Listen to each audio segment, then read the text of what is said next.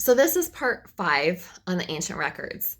And if you have not watched the previous 4, I encourage you to do that, especially the last one on our tree of life and that we are eternal beings and we eternally progress. And that that knowledge and wisdom anciently lives within us of those lives in which we have lived. With that being said, I'm going to expand a little bit more on the deep dive that Joshua took me through 5 years ago on the time period of the Trail of Tears and the Book of Mormon coming out. So please bear with me. I am not affiliated with that religion. That's not something that I follow. But I do have to share the truths that Joshua has given me, and they are to be spoken into existence. So I'm going to share an understanding on ancient records and how they work. And if we understand that sometimes our own records resurface in the physical and we are instructed to translate and rewrite them and write them, then this will make sense.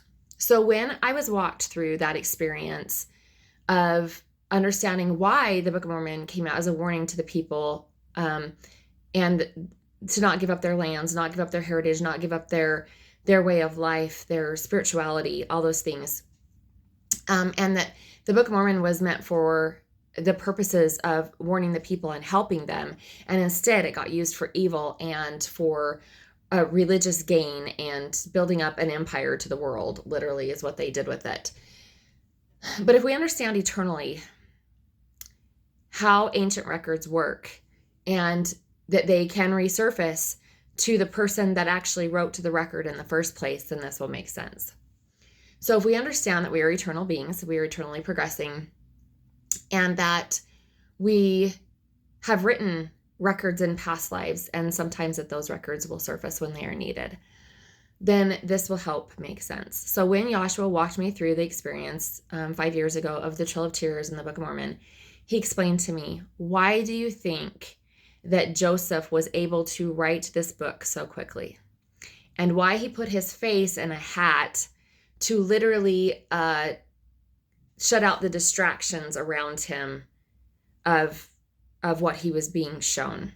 But he wasn't actually reading the record itself in front of him, okay?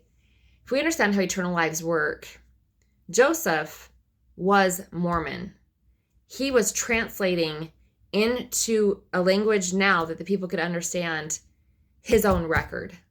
It was his record. That's why he did it so quickly. He had the gift of interpretation of the languages, and he was able to write and translate that language. And so when he had his face in a hat, and I didn't know this till that time, but anyway, he had his face in a hat, and it was literally the angels bringing forth those records, and he was being shown in the spiritual the actual language that he had written in, and he was translating it into the language that he spoke now.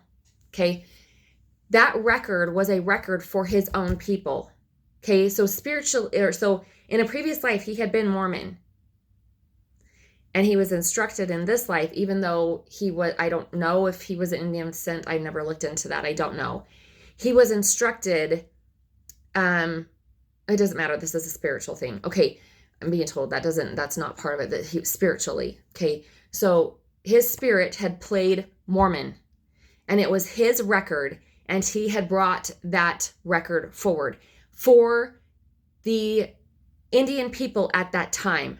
But because of the flesh, and he let men encourage him and coax him to begin a religion with it, even though he wasn't supposed to do that. But God was like, clearly the people are not ready for what is being given. So a religion was started with it that was never supposed to be started with it. It was literally his own record. And so may this finally put to rest whatever wars and contentions have been caused over that record, which is something that they had me talk about in the previous videos on the ancient records, that literally Joseph had also been Mormon. And he was literally translating his own record of his people as a warning that was supposed to go back out to the people. And instead, it ended up getting used for religion and for evil and for building up an empire to the world. It was never meant for that. And so if we can understand that Mormon was a role that Joseph had played, may that help clear Joseph's name of all the evil that's been attached to it, because it was never meant for wars and contention and strife between the people. And we have the truth and you don't. It's one record. It's one record. If you had the full truth and the restoration of all things and that one record, then there wouldn't be a purpose for more records to come forward. So it's been a false illusion that's been put on the people. There are so many more records. And when records come forward, that organization unfortunately shuts people down, and has brainwashed their people into believing that the Bible and Book of Mormon are it. That's it. Where other religions have taught the people that there's just the Bible and that's it. There are so many ancient records.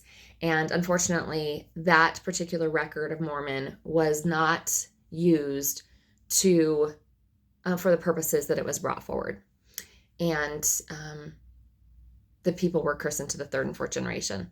So may we understand more fully why the Book of Mormon was given, that it's not meant for religion at all whatsoever, and that it was actually Joseph translating his very own record, just from the language that he spoke at the time of Mormon to the language that he spoke as Joseph. And that was one of the keys that he was given directly, because we have keys on our tree of life, that he was given directly that key to be able to translate that record and to be able to have the gift of tongues to be able to translate the language from one writing to another, one way of writing to another, to warn the people. So may that help us understand that these wars and contentions don't have to happen, and that you never know who you're actually speaking to and who you're judging, and that we're eternal beings, that we are truly eternal beings, and there's so much more to us than what appears in front of a person when they are speaking to another person. So food for thought, and have a glorious day.